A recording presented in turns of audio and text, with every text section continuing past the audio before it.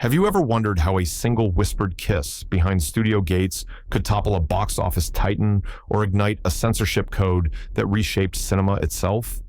From champagne-drenched hotel suites of the silent era to motor speedway courtships timed to million-dollar marketing plans, Hollywood's brightest stars have gambled everything on forbidden set romances and paid in exile, tragedy, or sudden rebirth. Tonight, the curtain lifts on combustible affairs that rocked the dream factory to its core. Clark Gable and Carole Lombard, the tragedy that froze. Hollywood's smile. Hollywood's reigning king first noticed screwball queen Carole Lombard while filming No Man of Her Own in 1932, but studio contracts and Lombard's brief marriage to William Powell kept them apart. After a fateful 1936 charity ball reunion, gossip maven Luella Parsons clocked their every glance.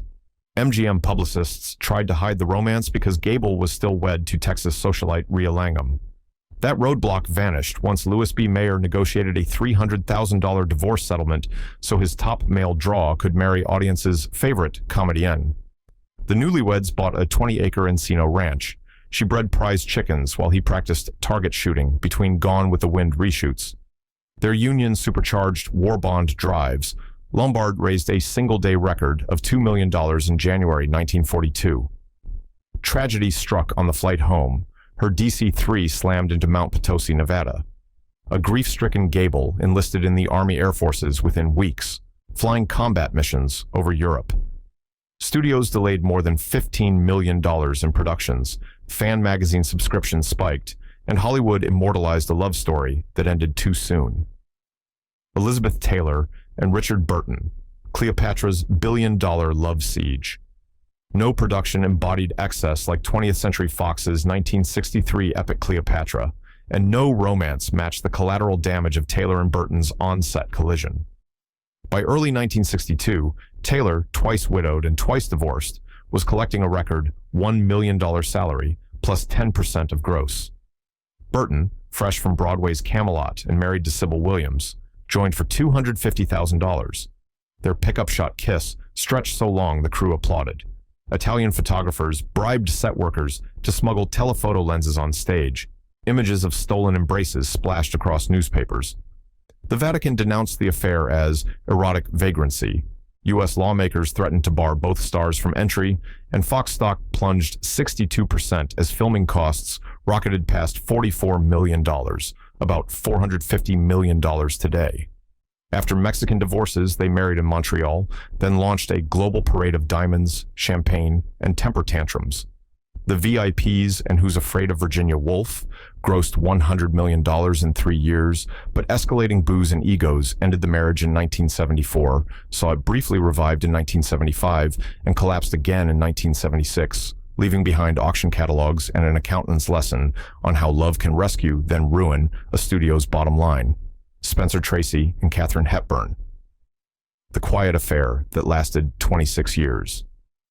Studio cafeteria chatter hushed the day Katherine Hepburn strode up to Spencer Tracy in 1941 and quipped, "I'm afraid I'm too tall for you." Tracy, married to Louise Treadwell since 1923, simply replied, "Don't worry, I'll cut you down to my size." Their chemistry in Woman of the Year sparked a clandestine partnership that Tracy's Catholic conscience would never legitimize. Protecting his family, Hepburn accepted invisibility, separate bungalows, staggered arrivals, and weekends spent cooking on a hot plate inside Tracy's Santa Monica hideaway. Gossip column titan Hedda Hopper hinted, but MGM fixer Howard Strickling paid photographers to mislabel negatives. From 1942 to 1967, the pair co-starred in 9 films that earned the studio over $80 million. Tracy's health failed under insomnia and alcoholism. Hepburn paused her own vehicles to shepherd him through diabetic crises. On Guess Who's Coming to Dinner in 1967, director Stanley Kramer scheduled shoots around Tracy's fragility. Insurance covered only 3 weeks. Hepburn watched him deliver a final monologue, tears off camera. 17 days after wrapping, Tracy died at home. Hepburn skipped the funeral to spare Louise further pain, sealing Hollywood's most celebrated relationship never officially acknowledged.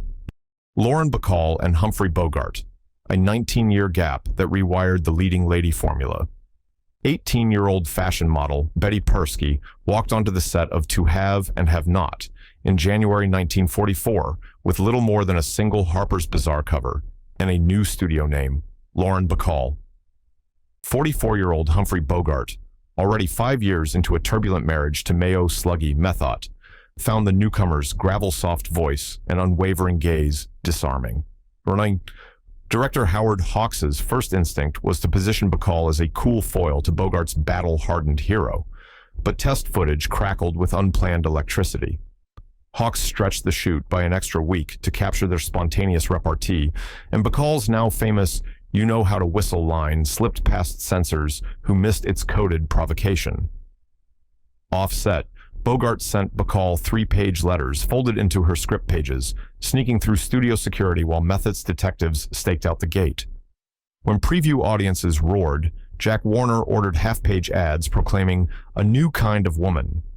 The studio's publicity chief, Henry Rogers, mass-printed photos of the pair's final scene kiss on pocket postcards, tacitly confirming rumors even before Bogart had filed for divorce. Nevada's no-fault grounds still required 6 weeks residency and a $380,000 settlement. But Bogart raced through the process, marrying Bacall on a friend's Mansfield, Ohio farm in May 1945. The marriage rewrote Hollywood's gender dynamics. Bacall refused the ingenue's passive arc, matching Bogart's iron cynicism with cerebral cool. Together they grossed $23 million in 4 co-starring vehicles, while Bacall paused her own ascendance to raise their 2 children. Bogart's esophageal cancer diagnosis, announced quietly to the press in 1956, ended the partnership, yet Bacall's later reflections, "I learned we each carry our own star power," became an enduring playbook for actresses demanding parity without forfeiting allure. Rita Hworth and Orson Welles, genius meets goddess, yet the box office sputters. In 1942, Columbia's radiant pinup, Rita Hworth, fresh off CoverGirl, stunned studio chief Harry Cohn by stepping out with Orson Welles during a USO radio benefit. Welles was still basking in the combustible success of Citizen Kane, labeled both wunderkind and troublemaker in the same breath. He wired a proposal from Brazil, where the U.S. government had dispatched him to direct It's All True, and at dawn on September 7th, a sleepy Santa Monica clerk officiated their courthouse wedding. Luella Parsons beat rival Hedda Hopper by 26 minutes with the scoop. Cohn was apoplectic. Hworth's wholesome G.I. pin-up persona collided with Welles's cerebral politics and erratic schedules. While she toured the front lines selling $35 million in war bonds, he soaked up goodwill abroad and cut newsreels praising hemispheric solidarity. Their one shared feature, The Lady from Shanghai in 1947, was originally budgeted at $1 million. Welles dragged the crew from Acapulco to Sausalito, demanded a platinum bob that obliterated Hworth's iconic auburn curls, and delivered a non-linear, voice-over-laden edit Columbia deemed unreleasable. With debts spiraling past $2 million, Cohn recut the film, but domestic audiences balked at seeing America's sweetheart cast as a morally opaque femme fatale. Box office receipts stalled at $1.5 million. Cohn canceled a proposed 3-picture deal for Welles and told Hworth she had one more chance to prove her box office worth, forcing her into Salome. Months later, exhausted, she filed for divorce. "I married a genius. I divorced a child," she sighed to Photoplay. Welles countered that Hollywood's fear of experimentation strangled the marriage before romance even had a chance to breathe. Ingrid Bergman and Roberto Rossellini, the affair that sparked a Senate denunciation. By 1948, Ingrid Bergman, already immortalized by Casablanca and a fresh Oscar winner for Gaslight, hungered for deeper realism. She sent Italian neo-realist Roberto Rossellini a letter. "I can only say ti amo in Italian, but I am ready to come." Rossellini cast her opposite island fisherman in Stromboli in 1949, shooting among volcanic ash with non-professionals and minimal makeup. The set became a crucible of art and desire. Bergman, still married to Swedish neurosurgeon Petter Lindström, soon became pregnant with Rossellini's child. American gossip columnists erupted. Life magazine plastered her silhouette against Mount Stromboli under the banner Saint Turns Sinner. On March 14, 1950, Senator Edwin C. Johnson took the Senate floor to call Bergman an instrument of evil, urging films to uphold moral decency. 11 states slapped local bans on Stromboli. RKO tore up her 7-picture contract for moral turpitude, while the Catholic Legion of Decency threatened boycotts of any theater screening her work. Forced exile followed. Bergman relocated to Rome, married Rossellini, and bore 3 children, including future actress Isabella Rossellini. Artistically liberated, they produced 5 ambitious pictures: Europa 51, Journey to Italy, Fear, We, The Women, and La Sagra. Though critics later hailed these as keystones of modern European cinema, box office returns were meager, and Bergman's Hollywood absence stretched to 7 years. In 1956, independent producer Anatole Litvak lured her back for Anastasia, wagering audiences would forgive.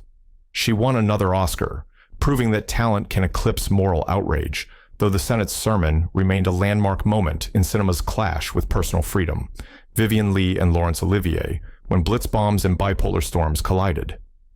Vivien Leigh spotted Laurence Olivier's Romeo and Juliet in 1935 and told a friend, "That's the man I'm going to marry." At the time, she was wed to barrister Herbert Holman and Olivier to actress Jill Esmond.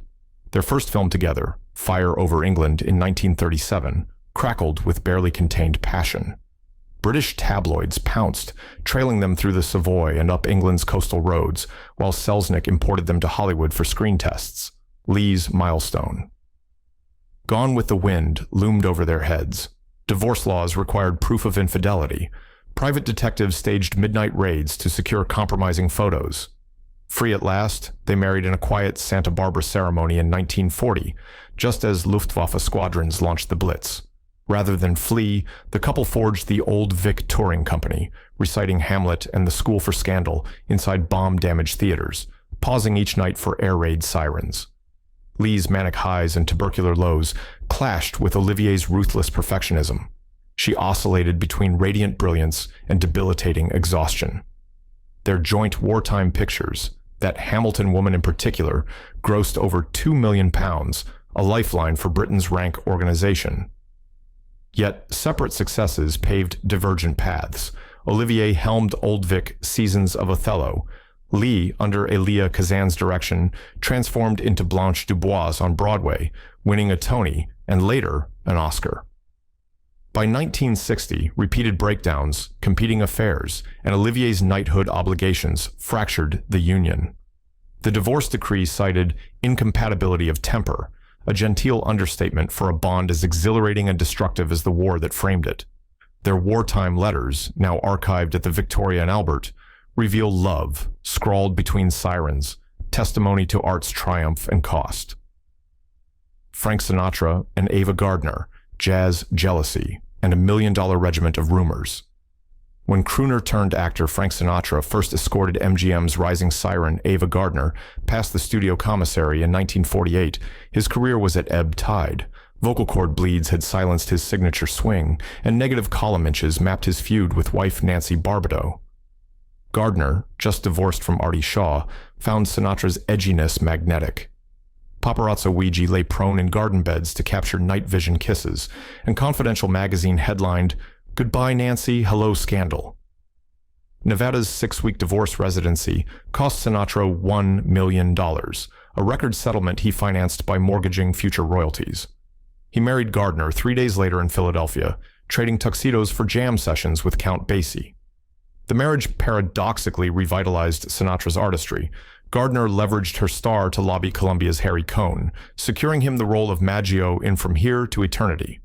Sinatra clinched an Oscar, regained recording contracts, and relaunched the Rat Pack at the Sands. But the couple's jealousy meter never settled. Gardner slapped tabloid columnist Jim Bacon across Ciro's lounge for impugning Sinatra's alleged mafia links, while Sinatra erupted after telegrams arrived describing Gardner's affair with matador Luis Miguel Dominguin during the Pandora and the Flying Dutchman shoot. MGM's insurance bureau recorded $250,000 in smashed props, delayed call sheets, and hospital bills between 1952 and 54 directly attributable to their quarrels. By 1953, they were living separate lives in adjacent Beverly Wilshire suites. the door between them alternately bolted and flung open. The divorce finalized in 1957, Gardner's parting gift was a Scotch decanter engraved, "To Frankie, no hard feelings." Their duet left behind torch songs, broken furniture, and an enduring image of love so volatile it burned away the tarnish that once threatened to silence Sinatra for good. Rosco, Fatty, Arbuckle, and Virginia Rapp, the scandal that invented Hollywood censorship. On Labor Day, Monday, 1921, Paramount's top physical comedian Rosco "Fatty" Arbuckle checked into San Francisco's St. Francis Hotel with friends to celebrate signing a $3 million contract. The suite's gramophone pumped jazz, the bathtub filled with bootleg gin, and actress Virginia Rapp joined the revelry. Hours later, she collapsed in agony. Doctors summoned days later blamed a ruptured bladder. Rapp died on September 9th. District Attorney Matthew Brady, eyeing higher office, charged Arbuckle with manslaughter, claiming a wild sexual assault. The Hearst press chain plastered lurid tales of broken Coca-Cola bottles and brutal perversion across front pages. Small-town exhibitors fenced off Paramount posters to appease church groups. One Kansas mayor banned all motion pictures for a week in protest. The first trial hung, the second mistrialed, and the third jury produced a unanimous acquittal, plus an unprecedented letter of apology, yet the damage was done. Public outrage birthed Will Hayes's Motion Picture Producers and Distributors of America, a self-policing bureau designed to prevent such scandals from threatening profits again. Overnight, theaters dumped Arbuckle's films, predicted 1922 grosses of $5 million evaporated. He directed two reelers under the pseudonym William Goodrich, a cruel joke by Will B. Good. In 1933, Warner Brothers reluctantly offered him a comeback talking short. He toasted the opportunity and died in his sleep hours later at 46. The tragedy etched a sobering message. One night's rumor, amplified by sensational journalism, could end a king's reign and erect an entire censorship empire in its wake. Rex Harrison and Carol Landis, suicide behind drawing room. Wit, polished British actor Rex Harrison arrived in Hollywood in 1946 to star in Anna and the King of Siam, trailing continental charm and a wife, actress Lily Palmer. On the set of A Night in Paradise, he met Carol Landis, the Ping girl, whose pin-up popularity belied deep insecurity over career stagnation. Their flirtations blossomed into late-night script readings and clandestine drives up Mulholland, even as studio press agents tried to divert columnists with stage charity appearances. Landis dreamed of marriage, but Harrison balked. Divorce might sabotage his transatlantic ascent. On July 4th, 1948, after a dinner that included promises she feared were hollow, Landis penned two notes, one to Harrison, one to her mother, then swallowed Seconal tablets in her Pacific Palisades bedroom. Harrison discovered her dying, but delayed contacting doctors for hours, hoping to avoid scandal. The coroner ruled suicide. Press coverage called Harrison callous. Public sympathy cratered his American prospects. MGM canceled a pending adaptation of The Great Sinner. Fox edited him out of lobby cards. For nearly a decade, his stateside work vanished, except a handful of Broadway revivals. Landis's funeral drew more extras than many of her pictures, and studio bosses quietly ordered Landis clauses into contracts, emphasizing mental health check-ins for actresses assigned grueling public relations tours.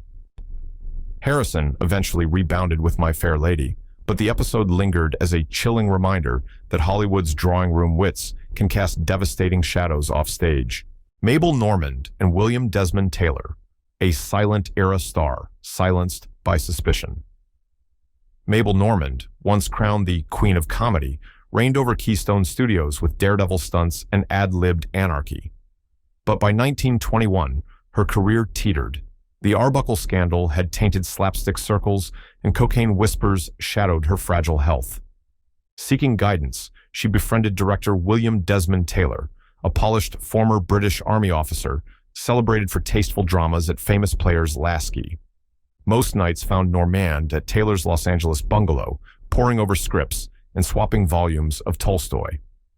On February 1st, 1922, Taylor walked Normand to her chauffeured limousine, tossed her a playful farewell kiss, and returned indoors. Minutes later, a neighbor heard a gunshot. Taylor was found face down in the study. Jewelry lay untouched. A French-language phrasebook sat open, raising endless speculation. Newspapers headlined Normand as the last woman to see him alive, insinuating a jealous rage. Although Los Angeles police cleared her after lengthy interrogation, moral guardians pounced. Ohio and Kansas banned her films. Canada's Ontario board demanded $50,000 bonds for exhibitors daring to screen Susanna. Studios, fearing contagion, reduced her work from 5 features a year to sporadic shorts. She tried a comeback in 1924, but disaster struck again when her chauffeur shot oil heir Cortlandt Dines with Norman's own pistol during a New Year's party. Coupled with lingering drug rumors, offers evaporated. She spent her final years battling tuberculosis, dying at 37 in a Monrovia sanitarium. Her fall underscored silent Hollywood's lethal alchemy of rumor, addiction, and the era's thirst for moral scapegoats. Charlie Chaplan and Joan Barry, paternity on trial and a clown in exile. At 52, Charlie Chaplin's Little Tramp still mesmerized audiences, but studio heads muttered about his politics and penchant for teenage actresses. In 1941, he signed 22-year-old Joan Barry for an unrealized adaptation of Shadow and Substance. The professional relationship turned intimate, then volatile. Chaplan dismissed her after erratic visits and jealousy-fueled arguments. Barry, later diagnosed with schizophrenia, returned brandishing a pistol and was arrested inside his mansion. Months later, she announced pregnancy, naming Chaplan the father. Blood tests, then pioneering science, excluded him, yet California law deemed such evidence inadmissible. Barry's lawyers painted Chaplan as a predatory libertine. Newspapers revived stories of his 2 previous underage marriages. The jury, swayed by moral outrage, ordered him to pay $75 a week in child support. At the same time, the FBI, compiling a 2,000-page dossier, labeled him a possible subversive. In 1944, federal prosecutors indicted him under the Mann Act, alleging he'd taken Barry across state lines for immoral purposes. Acquittal followed, but J. Edgar Hoover's campaign to deport Chaplan intensified. His 1947 black satire, Monsieur Verdoux, drew picket lines waving communist placards and lost $400,000.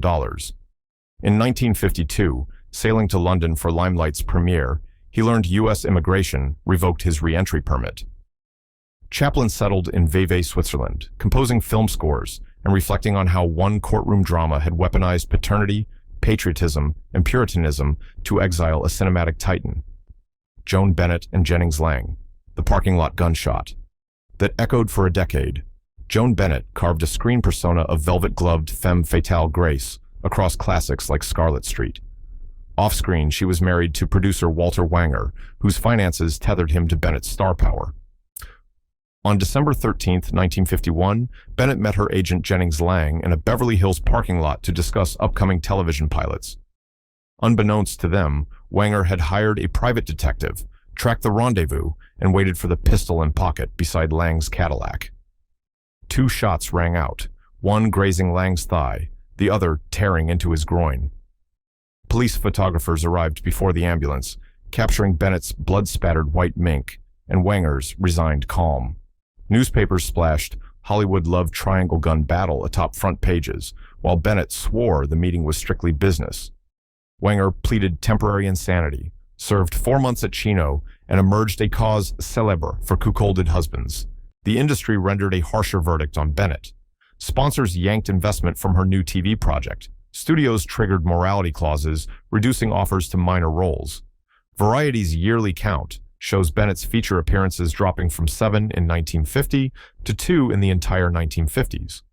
Lang recovered and ascended the executive ladder at Universal, shepherding Airport and Earthquake decades later, whereas Bennett retreated to regional theater until Dan Curtis cast her as matriarch Elizabeth Collins Stoddard in cult daytime Gothic Dark Shadows in 1966.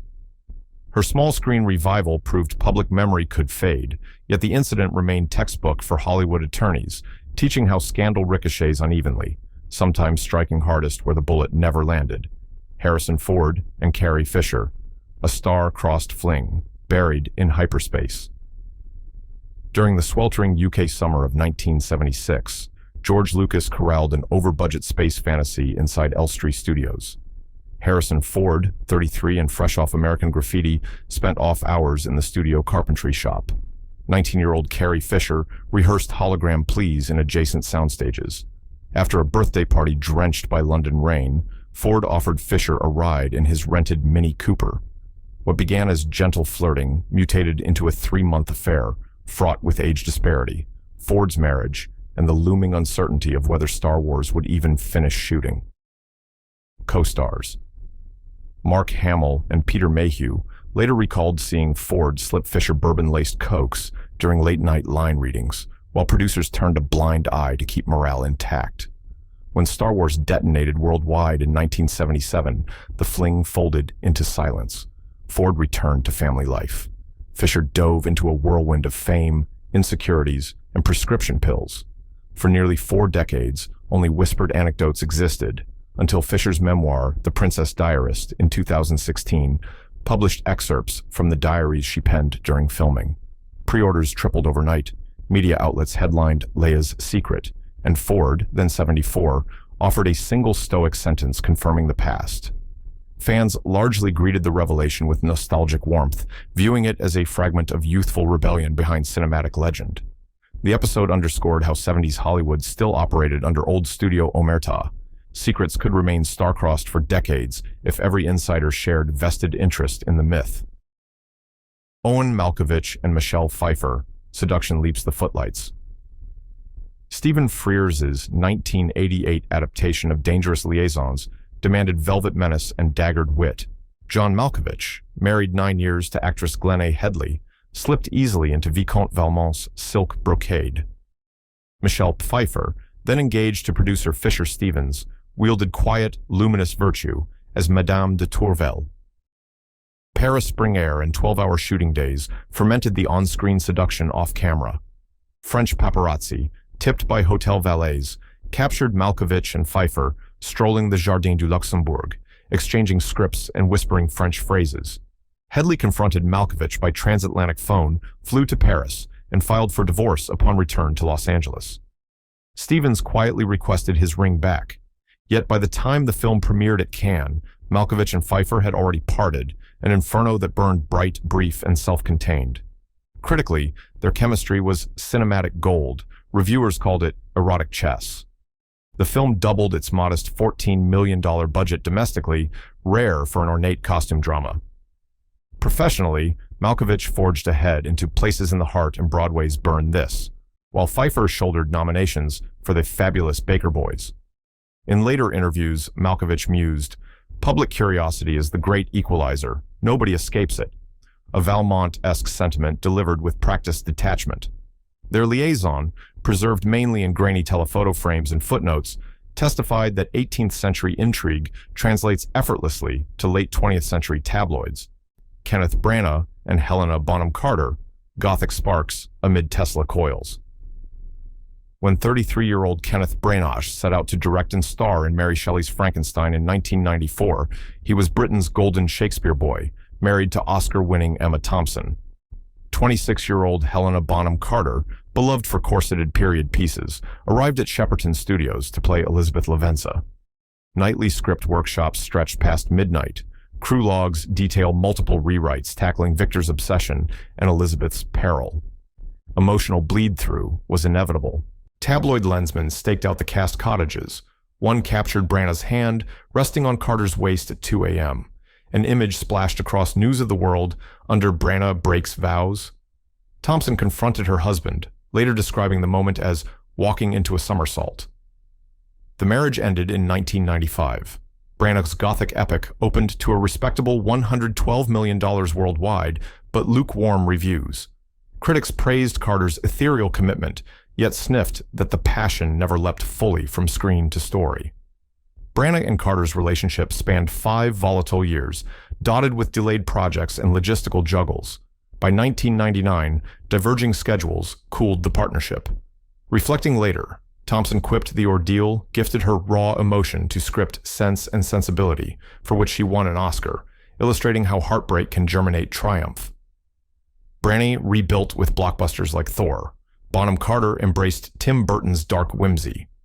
The saga remains a reminder that recreating Gothic lightning on screen can call real tempests down upon its creators. Melanie Griffith and Antonio Banderas, 2 marriages, 1 Caribbean set. On the Puerto Rican set of 1995's screwball comedy Too Much, Melanie Griffith, 4 years into her remarriage with Don Johnson, found herself captivated by co-star Antonio Banderas's quiet courtesy and Andalusian humor. Banderas, fluent in charm but still mastering English, felt an immediate pull. Caribbean tabloids caught speedboat rides and moonlit dinners. One photo of a deck chair kiss fetched $100,000. Johnson filed for divorce that May, citing irreconcilable differences. Banderas quickly negotiated a €3 million settlement with wife Annalisa. Hollywood gossip shows devoured the narrative. The recovering alcoholic America's sweetheart and the soft-spoken Latin heartthrob disrupting 2 marriages in 60 days. Yet Too Much underperformed, leaving scandal rather than box office to carry headlines. Griffith and Banderas married in London's St. Andrew's Church in May 1996, selling ceremony rights to Hola for $1 million and funneling part of the fee into a Malaga vineyard venture. Over 18 years, they navigated blended families, 4 joint film projects, and Griffith's struggles with painkiller dependency. In 2015, they issued a conscious uncoupling statement, dividing assets amicably and vowing to remain business partners. Their legacy sits somewhere between Latin fairy tale and tabloid caution, proof that whirlwind passion can evolve into mature partnership, or at least civilized detente, long after cameras stop rolling. Tom Cruise and Nicole Kidman, thunderstruck lovers racing toward a deadline. In February 1989, director Tony Scott revived production of Days of Thunder at North Carolina's Charlotte Motor Speedway. 27-year-old Tom Cruise, newly single after divorcing Mimi Rogers, warmed to red-headed Australian newcomer Nicole Kidman, cast at his suggestion after he screened Dead Calm. Their trackside banter turned into late-night motorcycle rides. By Christmas Eve 1990, they married in Telluride, Colorado, with only a minister and their agents present, a timing masterstroke synchronized to Paramount's marketing push for the summer release. The union skirted scandal. No marriages were broken, but rumors swirled about Scientology's influence. They adopted daughter Isabella and son Connor, posed as Hollywood's golden couple at far and away premieres, and raked in combined global grosses of $2.3 billion throughout the 1990s. Yet Stanley Kubrick's harrowing 400-day shoot for Eyes Wide Shut exposed fissures. Endless retakes bred isolation. Kidman's nuanced Golden Globe win clashed with Cruise's commercially driven image. On February 5, 2001, Cruise filed for divorce, citing irreconcilable differences exactly 49 days shy of the California milestone granting half future earnings. Kidman, blindsided, suffered an ectopic pregnancy days later. Tabloids argued over causes, infertility, faith, career imbalance, while Cruise appeared buoyant on Mission Impossible Tattoo's record haul. Kidman rebounded with an Oscar for The Hours. Cruise vaulted into Minority Report, yet his 2005 Oprah Couch outburst reshaped public perception, illustrating how control over narrative can slip even the most disciplined star. Their parting carved 2 distinct legends, one pursuing adrenaline at supersonic speed, the other mastering slow-burn transformation, both forever linked by a romance timed to the tick of a marketing clock. What do you think? Which of these Hollywood tales surprised you the most? Did we miss your favorite scandalous couple? Let us know in the comments below. And if you enjoyed this trip down memory lane and into the present, be sure to subscribe to our channel and ring that bell for more juicy content. Until next time, keep those popcorn kernels popping and your curiosity piqued, because in Hollywood, the drama is never ending.